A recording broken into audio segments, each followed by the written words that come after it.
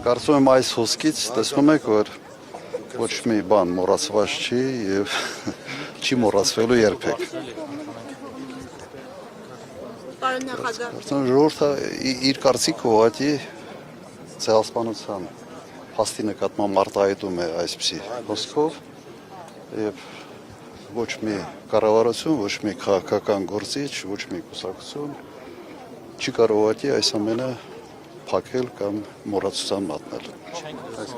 Ասում են սա ուրացման գործընթաց է, ամեն ինչ մոռացության են տալիս, երեկվա Թուրքիայի դրոշ հայրելը քննադատեցին, բայց Ստեփանակերտում հայկական եկեղեցի քանդելու վերաբերել ոչ մի բան չասացին, սրա վերաբերել դուք ինչ կասեք։ Սենց խառը հարց է քաղաքականություն եւ ցեղասպանության օրվա հետ կապված, այո, չէ, ուղղակի այսօր չի ցանկանում, բայց նույն կրկնակի ստանդարտներն են, որը այսօր ուղղակի առօրյա է դարել քաղաքականության մեջ։ Հնարավոր է մոռացության ամեն ինչը, հնարավոր է Թուրքիայի պահանջով ցեղասպանության Չեմ կարծում որևէ մեկը, հարցը մոռացության։ չեմ կարծում որևէ մեկը ի վիճակի է դա անել։ Իդեպ Ադրբեջանի ԱԳՆ-ն պահանջել էր պատժել Թուրքիայի դրոշ վառածներին։ Պատժի Փաշինյանը։ Թուրքիան ԱԳՆ չունի։ Դե հիմա Ադրբեջանն որոշ լավություն անի Թուրքիային։ Ավելի հեշտ։ Հիմա նայեք, ես ընդհանրապես որևէ երկրի դրոշ վառելու կողմնակից չեմ, բայց սա ընդունված քաղաքականության մեջ եւ աշխարհում ընդհանրապես ընդունված բողոքելու տարբերակ է։ Եթե կա երկիր, որի քաղաքականությունը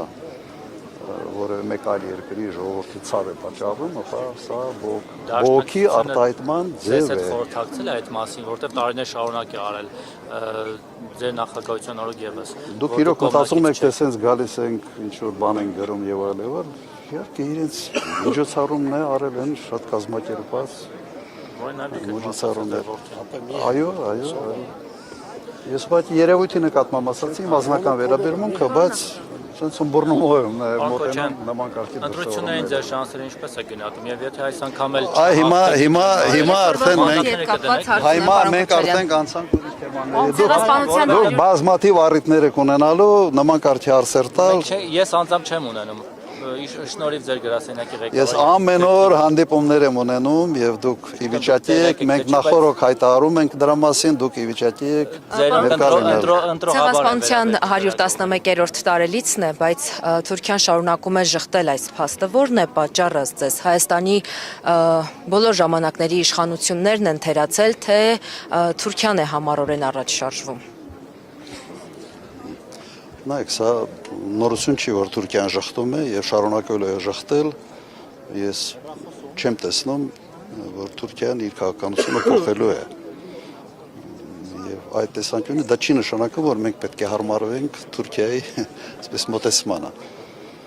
Մենք մեր ճշմարտությունը ունենք,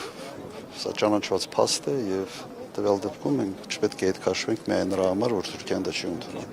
Ուղղակի հետեւողական պետք է լինենք։ Հիմա ո՞րն է պատճառը, որ շարունակում է։ Նայեք, իմ նախագահության օրոք բազմաթիվ երկրներ ճանաչել են ցեղասպանության փաստը։ Եվ եթե Հայաստանի կառավարությունը, Հայաստանի իշխանությունները շարունակեն այս գործը, ի վերջո կգանք մի հանգրվանի, որ ցեղասպանության փաստը ժխտելը անիմաստ կդառնար նաև Թուրքիայի համար։ Բայց եթե sense կողնում ես մի գործընթացը, փորձում ես հետ պտտացնել, իհարկե սա խնդիրներ է ստեղծում նաև ճանաչման։ Թուրքիայի հետ հարաբերությունների հաստատումը պատկերացնում եք առանց նախապայմանների։ գործիք դարձնել։ Փաշինյանը ասում է Արարատին մի նայեք։ Այդ պետք է ուրիշ ձևի դասավորեիք այս ստանդափը։ Հիմա նայում ենք, խախտում ենք։ Բան Քոչարյան, տեսեք, հարցը հնչեցրել եմ, թող պատասխանի։ Ասում եմ միջազգային դերակատարների գործիք էին, տարիներ շարունակ սարքել, հիմա մենք չպետք է թույլ տանք, որ այդպես լինի։ Ինչ նկատի ունի Փաշինյանը, ասում է, որ ցեղասպանության հարցը տարիներ շարունակ միջազգային դերակատարների համար գործիք է դարձել, հիմա մենք չպետք է դա թույլ տանք։ Ես ուղղակի խորհուրդ կտայի այդ հարցը ուղղել Փաշինյանին։ Պարոն Քոչարյան, այնքան բաներ ասում, որի տրամաբանությունը ուղղակի ինձ համար անհասկանալի է եւ մի քիչ լավ չեմ պատկերացնում մարդու այսպես հիմնավորումների կամ մոտիվացիաների, շարժարիքների ամբողջ այս շղթան ոնց է աշխատում։ Պարոն Քոչարյան, տեսեք, ասում եք մոռացության մատնել հնարավոր չէ։ Իսկ պահանջատիրության վերաբերյալ, օրինակ ձեր դաշինքը հիմա ինչ մոտեցում ունի, եթե իշխանության գաք, ինչ եք անելու, ձեր քաղաքականությունը ինչպես է։ Մեր ծրագրում հստակ արձանագրված է, որ մենք ճանաչման ուղղված ջանքեր են գործադրելով եւ այդ փորձը ունենք։ Ճանաչման թե պահանջատիրության։ Չէ, պահանջատիրությունը խնդրայրուց է իսկապես եւ տվյալ դեպքում մենք չպետք է անցնենք, այսպես հատենք մի գիծ, որը առաջինը իրատեսական չի, երկրորդը խնդիրներ է առաջացնում։ Պարոն Քոչարյան, ինչու Շատ պրագմատիկ մոտեցում ենք պետք է ունենանք։ Մենք հասկանում ենք, որ սա մի փաստ է, որը շղթել հնարավոր չի, բայց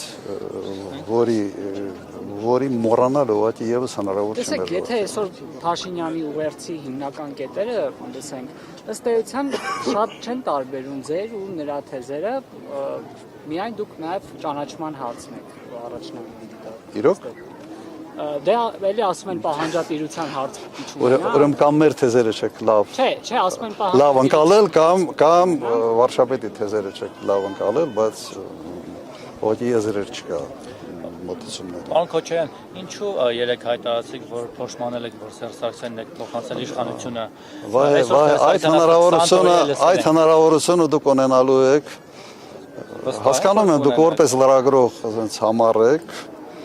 ես էլ որպես եւս անձ եւ նախին նախագահ եւս։ Լավ, երևի սրանով եզրափակենք։ Թեի հարաբերությունները հաստատել առանց նախապայմանների։ Միշտ այդպես է եղել մեր քաղաքական մոտեցումը առանց նախապայմանների։ Եվ ես իդեպ կարող եմ հիշեցնել մի ժամանակաշրջան, երբ հենց Էրդողանի ուսակցությունը հաղթեց ընտրություններում, արտգործնախարարը դառավ Աբդուլլա Գյուլը եւ այն ժամանակ իրենք հենց հայտարարեցին հրապարակային չէր այդ հայտարարությունը, բայց Վարդան Օսկանյանի հետ հանդիպման ժամանակ ուղղակի ասաց, որ առանց նախապայմանների պատրաստ են կարգավորել հարաբերությունները Հայաստանի հետ։ Ես գրքում իմիջիալուց նկարագրել եմ այդ ամենը։ Ես չեմ հավատացել, բայց շարունակել ենք բանակցել, 2-3 ամիս հետո ասացին ոնց որ այդքան էլ հեշտ չի, եւս մի 2-3 ամիս հետո վերադարձել ենք նույն կետին։ Ես եթե ծանոթ չեք այդ ժամանակահատվածին, ես խորհուրդ կտայի ուղղակի նայել, բավական հետաքրքիր էր։ Ամենից մեծ ազդեցությունը Թուրքիայի քաղաքականության վրա իսկապես ունի Ադրբեջանը այդ տեսանկյունից։ Մի օր կընդունի հայոց ցեղասպանության փաստը։ Եթե հետևողական ակտիվ աշխատենք, ես այդ հնարավորությունը տեսնում եմ։ Հետևողական աշխատանքների մեջ մտնում է օրինակ միջոցառումների կազմակերպումը, օրինակ այսօր բավարարվել են եւ նախորդ տարիներում միայն այցելելով երկրորդ, սակայն հիշում եք տարիներ, երբ որ ոչ միայն պաշտոնապես, այլ երկրի ղեկավարների մասշտաբով են, գալիս Հայաստան հենց Նայեք, պետությունը պետք է այդ պարտավորությունը ստանձնի։ Եթե պետական կառույցներով հետևողական աշխատանք չկատարես, ուղղակի ոչինչ բանի չես ասնելու։ Հիմա պետությունը հետ է քաշվում այս հարցից։ Ճիշտ այնպես, ինչպես հետ քաշվեցին Արցախի պաշտպանելու հարցից։ Եվ մենք տեսանք, թե արդյունքը ինչպիսին էր։ Այս հարցը ուզում է համբերություն, հետևողական աշխատանք եւ իմ առաջարկը sense ագրեսիվ աշխատանքի մասին չի, այլ դիվանագիտական, հետևողական, բոլոր հնարավոր լծակները օգտագործելով, բայց առանց լրացուցիչ թշնամանքի ավելացման։